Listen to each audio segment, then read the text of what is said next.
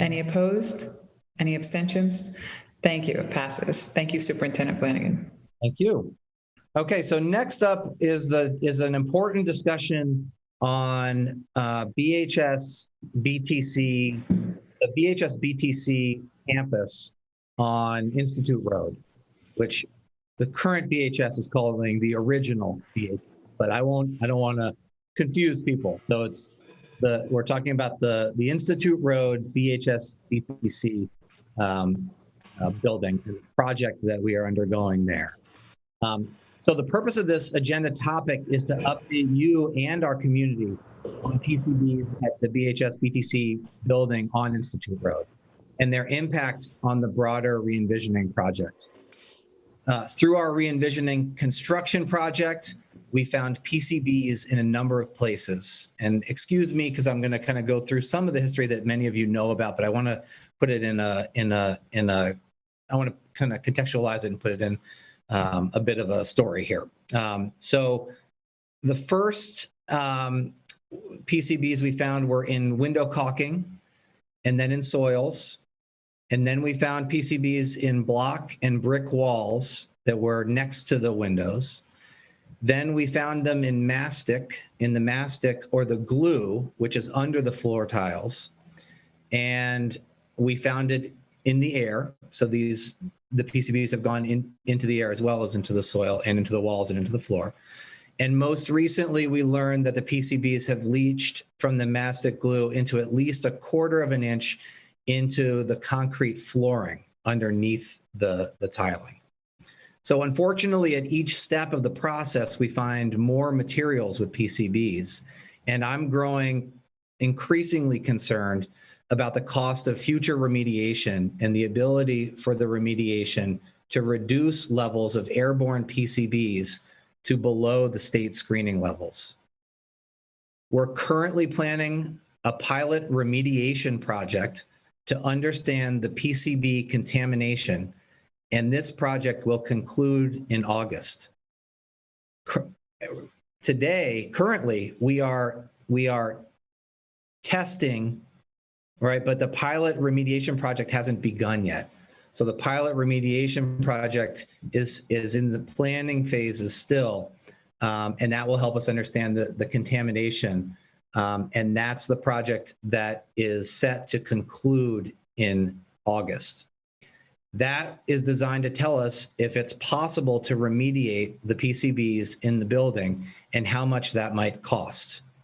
Our best estimate now is that full remediation could cost at least $7 to $12 million. So I'm bringing this to you today so that we can begin talking more about this as a governing body and so that the public is aware of this conversation. I'm growing increasingly uneasy about the extent of PCB contamination, and I'm worried that even if it is possible to remediate, it might not be worth it. I'm not convinced that it is of value to our students, staff, or taxpayers to spend millions of dollars on remediation, as we still may not get below the state screening threshold for airborne PCBs, and will likely need ongoing monitoring, which comes at an annual cost. At this time, we have $73.6 million available for the re-envisioning project, but no budget for remediation or for the Burlington Technical Center, as F building is no longer a part of the project. I want the board to know that if we move forward with remediation, we will need to identify alternative funding sources for that cost. And we will need to find space and funding for BTC. And if we need to build a new building, we will need more than $70 million, the $70 million bond that taxpayers approved in November of 2018. So we don't have enough information yet to make a final decision, but I do believe it is time for us to think really hard about alternatives. And timing is important, because if we decide to embark on a new building project, starting this spring could save us a year. We should plan to discuss this at our board meeting in May and possibly make a decision before the completion of the pilot project in August, and maybe even next month. So I want to remind you that there's a lot of information that can be found on the Re-envisioning webpage of the school district, www.bsdvt.org. And I'd like to encourage the public to visit our website to learn more and to remind you all and the public that our Building Construction Oversight Committee also holds monthly public meetings. So that is my BHS BTC update, and we are here for questions and conversation. Thank you. As well as a follow-up, this Thursday will be our monthly BCOC meeting as well, which we will also continue this conversation. So we'll time-bound this conversation for sure, but we will offer the opportunity as well for more in-depth, lengthy conversations at Thursday's BC, our Oversight Construction Committee meeting. But at this time, are there any commissioners that would like to ask Superintendent some follow-up questions? Commissioner Alwell and then Banchik. I just wanted to know, you didn't mention anything about the PCBs in the earth around the building, and that too was a big problem. Where is that? And have they tested everything to know exactly where in the grounds around the building there's PCBs and how much? So we do know there are PCBs in the soils around the perimeter of the building. I don't know, Executive Director Lavery or... Yeah, I think Director Spalding and I can talk a little bit more about that. There has been additional testing with the goal of determining both how far from the edge of the building the PCBs are in the soil, as well as how deep into the soil they are. So there's been testing that's done in both for the intent of determining both of those things. And the degree to which there is contaminated soil drives costs, because we have to remove, in many cases, a lot of that soil, or at least move it somewhere, potentially. And obviously, the more volume of soil we have to deal with, the more expensive that will be as well. But that is also triggered to some extent by the scale of the project we're doing. The scale of the project we're doing could impact that. So that's some basics. Marty, if you'd like to add on to that, if there's other key elements. That's accurate. What I will say, though, is they have not determined the full delineation of the PCBs, so there's additional testing in the soils that is scheduled for the end of May. Can I add on to that too a little bit? Sure. So we have a variety of contamination in the soils, and PCBs is one variety. The other is what they call development soils, and you'll sometimes hear that referred to as urban soils. Urban soils or development soils are things like lead, arsenic, PAHs, and we do have some levels of that, but that's all over the city. It's not a huge deal. We have to deal with it, but it's not as urgent or as serious as the PCBs. The urban soils or the development soils, some of those at certain levels can be left on site. They might have to be moved around. They might have to be buried and capped, but we have some options there for leaving them on site. PCBs in the soil, there is no option but removal and proper disposal, and that means a ride in a truck to Michigan to a special holding facility. Thank you so much, Tom Peterson. And for the public, Tom Peterson is the Burlington School District's owner's project manager on this BHS BTC re-envisioning. Thank you. Any other commissioners with follow-up questions? Commissioner Banchik. Thank you for that update, Superintendent Flanagan. I do have questions about the pilot remediation project, because I remember you first referring to that last September. And so now, that was shortly after we found out we can't use the school. And when I think of this pilot project, I think the way you described it back then was that they would take the PCBs like out of the glue in the windows, or they would remove the ballasts and the fluorescent lights, and then they would remeasure the PCBs. in the air and see what effect that had. So, I'm kind of surprised that here we are in April and the project hasn't started. And I'm wondering how much the cost of that is. And if we go the route of tearing the building down and building a new high school, why should we spend money on this pilot remediation project? Right. And I think that's sort of a key question, and that's why I'm bringing it your way now. So the pilot project, I think it's helpful to think about the pilot as a pilot remediation project. So what we've been doing now is testing all the different materials and soil and, everything that we can to understand where PCBs are. The issue is we keep finding more the more we test.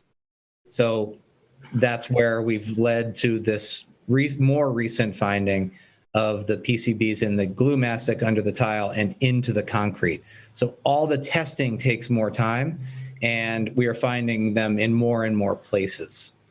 So the question then is, does the pilot remediation project make sense for us to continue to do?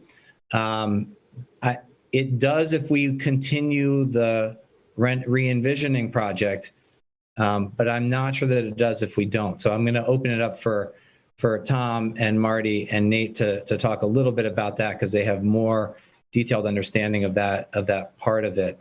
But that's the key question. And the pilot remediation project, we're estimating at $500,000 for that. And then the remediation itself, again, at a rough estimate, is $7 to $12 million. And I think 7 seems very low compared to what the reality will be. Yeah, so a few points I would expand on. The $500,000 estimate for the remediation pilot is an estimate. We are actually in the process of putting out the specs to get bids to do that work. So if we choose to go forward with that work, the school board would be asked to approve and award the bid to the contractor to do that work in May. So that would be like the next kind of formal action that the board would be asked to take on this issue. So you would effectively be determining whether or not we go forward with the pilot project at that stage. Another question that was asked was why we're now just at that point to be able to do that, which is a good and natural question at this time. We have spent months, and Tom covered some of the findings of the testing, but we spent months testing other materials throughout the building, because in order to plan and design a pilot project that you think has a chance to show success, you have to first identify what are all those potential sources of PCBs that you need to try either removing or encapsulating or treating in some way, right? So, for example, we would not have known that there was PCB in the floor mastic, the glue, but for testing it, which is, took process. And testing that is one example of the many types of products that have been tested. And of course, if you didn't test it, you didn't know that, you could go through your pilot project and find that there are still tons of PCBs in the air because you actually left something in place that you should have treated in some way. So there was an extensive process of testing in order to determine where the PCBs are, as well as then obviously having to design the pilot project itself and explore what types of treatments we're going to do. Are you going to put back in windows of a specific type and quality and so forth? There's a lot of elements that have gone into designing it. Having said that, I think we're all frustrated that it takes this long to get there. On the other hand, if it proves that we can either build this project or we stop before committing to tens of millions of dollars, then I think we'll in the end agree that it's time well spent. And just a little added detail on that. So there are products that were manufactured with PCBs in them, and then there are products that have been contaminated because they're adjacent next to products that had PCBs in them. So that's why this testing process takes so long, is because you need to test all those products that could have PCBs in them. And you then need to do follow-up testing, like the example of the concrete.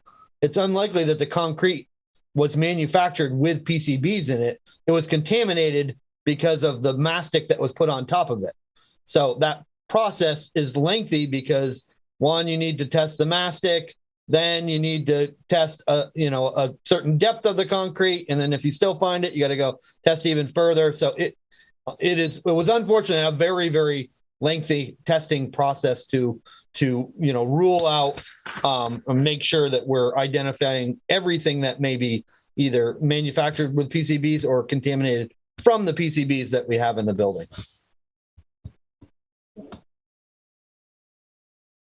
Thank you, Executive Director Spalding, and thank you, Executive Director Lavery. Commissioner Waltz, and then Commissioner Wick. Obviously, we've been trying to patch a sinking ship. So what is it going to take for you guys to let us know this is actually the Titanic? This feels it just seems like it's getting worse. I also want to know, how have we spent money? Obviously, we've spent some money. How much money have we spent? I guess I'm just asking, what is it going to take before it's just clear we don't have a choice? Thank you, Commissioner Waltz. Director Lavery or Director Spalding, Executive Directors, can you just explain that in order to, regardless, characterization of each of these buildings has to be done regardless for disposal of materials. So any time and money that we've spent thus far would have to be completed regardless if we were going forward or if we were not going forward. We can't just leave our garbage in the street. Exactly. Thank you, Commissioner Waltz. Yes.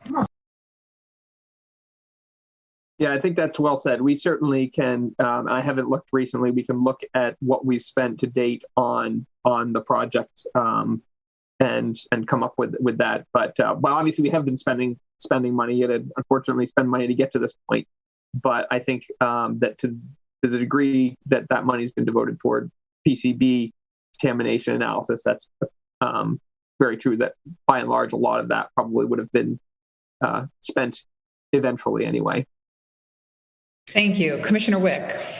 Yeah, if I could just jump in real quick. And respond to Commissioner Waltz. Thank you. Yeah, the purpose of tonight really is to make very clear that there's a serious problem in this project, and we need to take action sooner rather than later. We had been saying summer because we knew the pilot remediation project was going to conclude in the summer.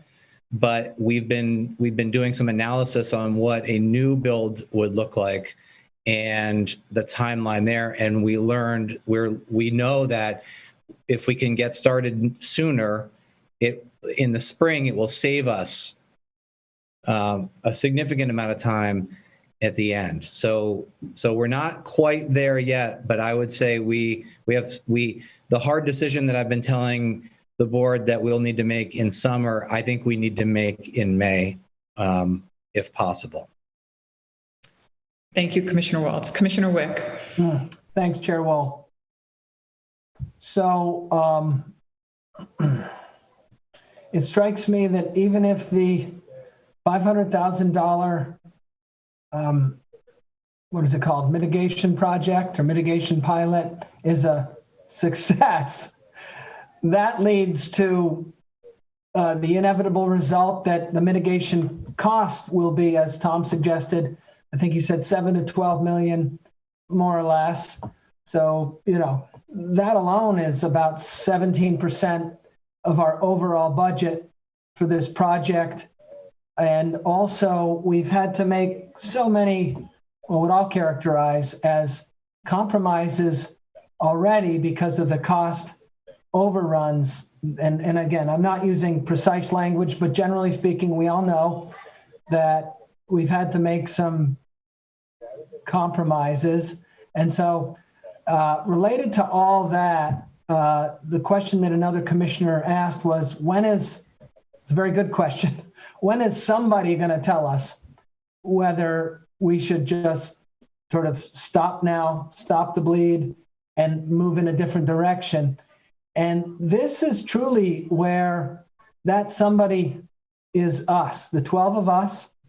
And this is going to test our leadership as board members, because this is of the seriousness of being where we are with our high school, or the non-existent high school, and then trying to come up with another plan to build a high school in time to get the kids back to a permanent high school. This is a very, this is where leadership matters, and each of us board members is frankly going to have to, we're going to be tested in the sense that, can we make decisions with less than perfect information? And so just to let you know where I'm at, I think I've seen the writing on the wall here, and I'm of the mind that what we're going to need to do very soon is determine that the re-envisioning project is not viable and that we need to stop the bleed, meaning stop spending money on it other than what's mandatory. And then we're going to need to ask our experts, that may be Tom and his team, including Marty and other professionals of the BCOC, or we're going to have to, the board is going to need some kind of a path forward. And what does that look like? And what are our options? And so we're going to need help with that. Like, what does it mean that we're going to need to do a new high school? Help us with a path or a couple of paths. But this is really going to test us as board members. And I think we can come out of it okay in 3 or 4 years. But thank you, Commissioner Wick. You get my drift? Yes, thank you. Commissioner Alwell, then Commissioner Gulick, and then Commissioner Sowers. I just wanted to ask, if we're, I mean, you're saying that we wouldn't do this remediation in one hand, but on the other hand, we're saying we can't leave our garbage in the street. Can we build on that same site?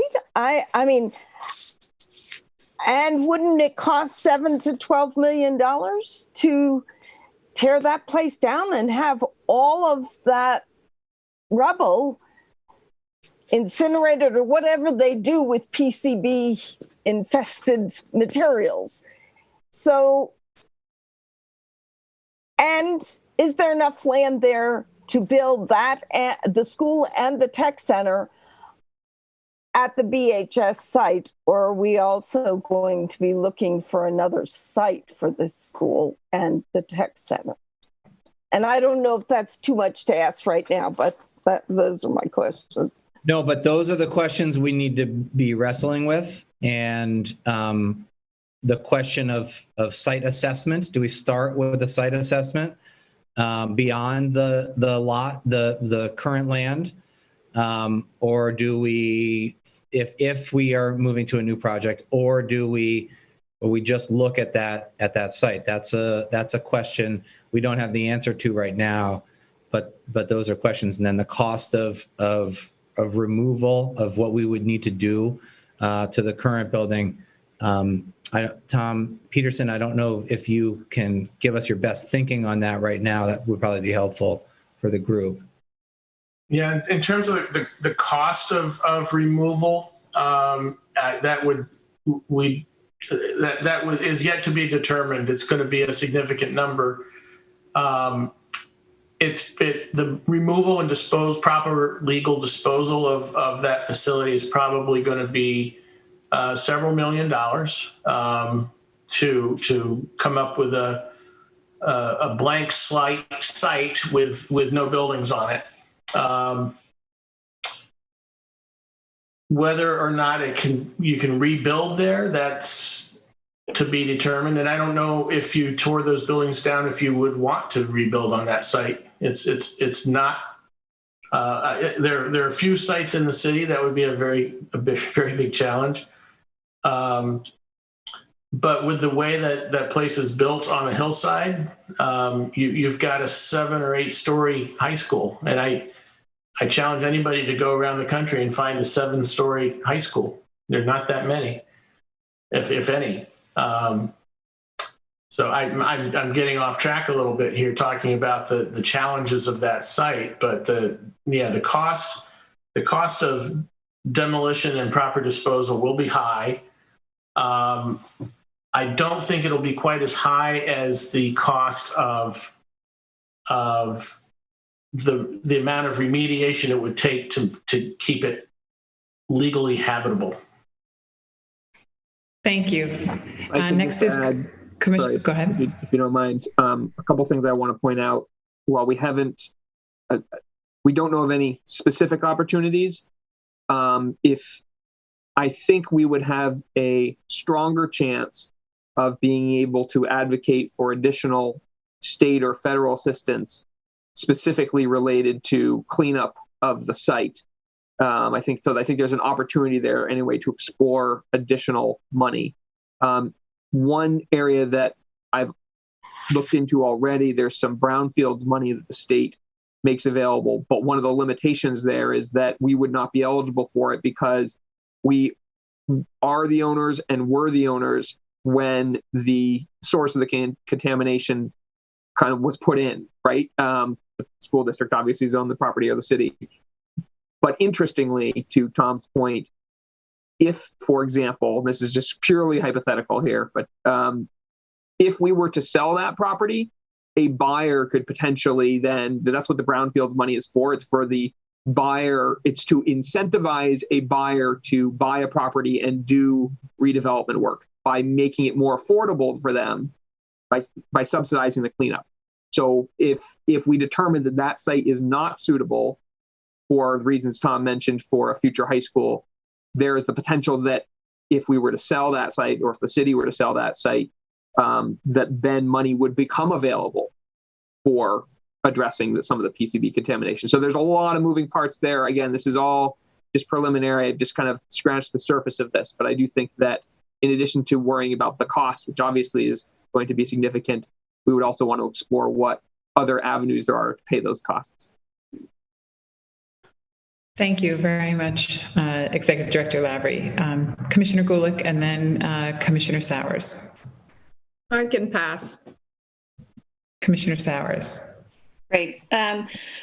Edie Lavery, you just covered some of my questions because I'm kind of wondering about costs, and I know some of the House right now, the Vermont House, is taking up school construction aid, and so I was curious. I think part of this plan should be for us to look at how we could get some additional funds to build a new school. It sounds like the writing's on the wall, and I think we just need a path forward, and we also need to know the best path forward and how to get some money, because I'm wondering if ESSER funds, or I know that there was that memo from Dan French about school construction aid as well. So I do want to be sure that we investigate those sources, or maybe you already have. Thank you. Yes, Commissioner Kerry. Do you want to follow up the question, Superintendent Flanagan? Or yeah, just to the question about funding sources, we have started to investigate. We need to do more there, but we do believe that there are other avenues to support a project. But thank you. But that still is, there still is a cost to taxpayers that's beyond the $70 million bond. Next, Commissioner Kerry, and then Commissioner Van Der Putten. Yeah, I just want to echo what I'm hearing around the screen tonight, and that is that it's time to cut the bait and cast again. And, I think we're frustrated. I think the community is really frustrated. I think there would be a great deal of support for a decision, like Jeff was mentioning, a leadership decision about doing what we need to do. And I want to echo what Tom said. If we make a decision in the spring, we can save a year. And that might be, from my perspective, that's the way forward that we need to be following and supporting. Thank you, Commissioner Kerry. Commissioner Van Der Putten. Yeah, thanks. So I guess I'm looking for clarity around which questions to wrestle with. So one is like deciding whether or not to proceed with this remediation pilot and also then potentially pursuing remediation. But is then another one of the questions, okay, so let's say we answer that question, then it sounds like, and I'm personally leaning more toward, wow, this sounds like let's put our money toward something we can have confidence in. And I know that comes with a lot of other issues and that it's not necessarily just that bond that's going to pay for it. But would we also by May need to decide on the location of a new site? Because I'm thinking that that can be a really time-consuming process that requires a lot of community input, but maybe we've done that already. I remember seeing plans for a potential new high school on the same site as the current BHS grounds, not where BHS is, but like where the baseball field is and all the questions around that. I'm just like wondering, am I also wrestling with that question about the site and making a decision about where it's going to be? Or would it just be decision of whether or not to pursue remediation? I think the immediate question is whether or not to pursue the pilot remediation project.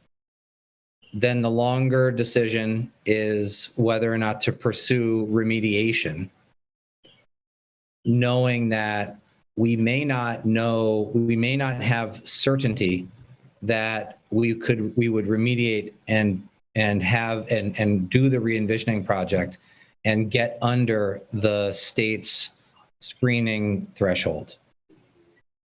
That's something to weigh. That's big. The next kind of sets of questions are, what does the site assessment look like? And how broad is the site assessment? Are we looking at multiple sites across the district? That would be step one. And that is a part of a decision that is saying we would no longer continue the re-envisioning project. We would move toward a new build. And there are a lot of different questions there, right? How much is the community ready to support that? And the cost of a new high school build is a big question for us to think about. Thank you, Commissioner Van der Putten. Next is Commissioner Gulick, followed by Commissioner Kerry. Thanks. Commissioner Fisher. Thank you. It seems to me, I've been involved in this since around 2013, that we can't talk about stopping the project if we don't know where we can go, because that was an issue year after year after year. There was no real estate. So I'm sitting here having like an anxiety attack because I'm thinking, where would we go? And maybe you all have information that I don't have, but that scares me because we looked and nothing came available. Nothing was available. So just thank you out there. Thank you, Commissioner Gulick. We'll answer Commissioner Fisher's question and then follow up. So it's Fisher, then Waltz, then Banchik. Thank you, Chair Wall. So I think it's important. I appreciate Commissioner Van der Putten's question about what do we need to decide? And I was talking to Superintendent Flanagan the other day about what's the critical path. And I think, and I'm just going to share this because I had to put it down to make some sense for myself. So maybe this will be helpful. So, please correct me if I'm wrong with any of this. So option A is continue on the current path. And we have funding for the BHS renovation, but we don't have funding for the remediation, the pilot remediation, the actual remediation, and unknown costs for BTC. And we don't know where we're going to get that money. Option B, which is what I think we're heading towards, is to pause, and to Commissioner Gulick's point, not cancel, but pause the current path and explore the new build. I don't think we need to commit to we're going to build and here's where we're going to build. All we need, and because look at the cost is, I think it's over 150 million. Was that the I think when you looked at it, the re-envisioning committee, Commissioner Gulick, was about 150 million, so it's probably more than that. Commissioner Fisher, sorry, I just want to interrupt. I would, if you don't mind pulling your screen down, I think these conversations and these estimates would be better served in our BCOC and follow-up discussion. Sorry, I don't want to, in a public meeting, be putting out numbers that we haven't yet discussed with our BCOC meeting. Thank you. Go ahead. I understand what you're saying. I apologize, Chair. Well, I was basing it on what I read from public meetings in the past. Yes. So really what I'm saying is, I think what we need to do is to decide whether to pause the current path and explore a new build. We don't have to commit to the new build, but I also want to caution the board to say, just because we're going to explore it doesn't mean we're going to do it, and doesn't mean we know how to pay for it. It just means all this bad news means we're not going to continue down the path. And I hate to throw money into an option that we think has a very low probability of being successful. And still, we don't know we're going to get money to do the remediation or BTC. Thank you, Commissioner Fisher. Next was Commissioner Banchik, and then was there someone else? Commissioner Waltz, Banchik and Waltz. Banchik. Thank you, Commissioner Gulick, for letting us know about the unavailability of other sites. And I know we need to figure out about remediation, what contaminants we need to get rid of, but that's prime property in the city of Burlington. And, personally, I would vote to keep that property in our district and build there. And then the other issue is, we would need another $50 million or another $70 million, another huge amount of money. And how would we go out and get that, especially if we're trying to come to a decision this spring? Because if we decide to go out to the voters, we don't have another vote until next town meeting, which is almost a year from now. Thank you, Commissioner Banchik. Yes, we've spoken at the committee level, the BCOC committee level, in our weekly meetings, and Superintendent Flanagan and our directors are aware of those same concerns. Thank you for bringing them to the public meeting. Commissioner Waltz. Responding to all the three commissioners that just spoke, Gulick, Fisher, and Banchik. It's not like we have a choice. We have to have a high school. And I believe that our city, right? We can't just sorry, the land is, not viable. And it sounds like the current site doesn't have a lot of promise. So with that said, and knowing the real estate situation in Burlington, I believe that there's going to be a lot of people that are going to support the city supporting us, whatever that means, as in maybe there are places that have been considered off limits up until now, because you can't not have a high school in Burlington. Yep. Thank you, Commissioner Waltz. I think that's a good ending on this topic, if everyone is okay with that. Just time bound. Tom Peterson, I see your hand up. Superintendent Flanagan, you've heard the commissioner's feedback based on this serious agenda item. Again, we'll discuss further at our BCOC meeting on Thursday. Tom Peterson, is there something in closing that you'd like to share?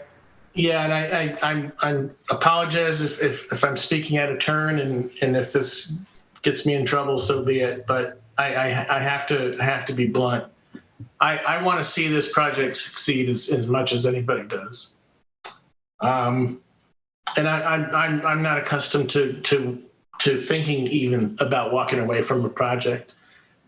And if you move forward with abandoning this particular site and deciding to build a new facility, that's a huge lift. It's a lot of work, as you've all pointed out. Where do we do it? How do we find the money? What kind of time is it going to take? It's a huge, huge, huge lift. And at the end of that, you will have a beautiful new high school.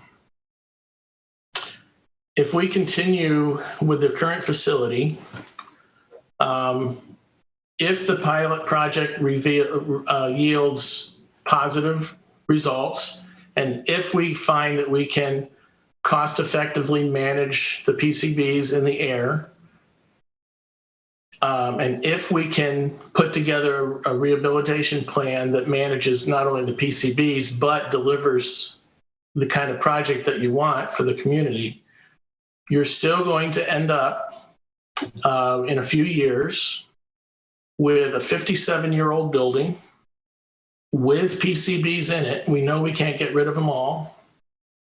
And with long-term, basically perpetual costs for monitoring and potential additional remediation. Those are the realities. Yeah, I just want to, in closing, Tom Peterson, thank you for sharing your perspective on that. It's important because you've been really on the ground leading this work, and I want to thank you for that too. I want to just say that as we head off from this meeting to continue thinking about this, attending the BCOC, and heading into next month for another conversation about this, or perhaps a decision, or perhaps a pause. It's no one's fault that we're here. We learned about this problem through doing our due diligence, and our due diligence has led us to uncover a serious problem that we could have swept under the rug. We could have kept moving at full speed. We could have done a lot of things differently, but we chose to be leaders and make hard decisions. And we're right in the middle of that right now. But I don't want commissioners to feel that this was in any way a reflection of the work of the board, right? Because this is a reflection of the leadership of the board, and we have some big decisions to make coming up. But I wanted to make sure that you had all the information, and I wanted to sort of end on a note of hope that there are ways out of this and into a high school that we can be proud of. And we need to stay positive and optimistic and know that it's our responsibility to keep our community safe and to keep doing this work together. And I know and trust you will do that. And you don't need me to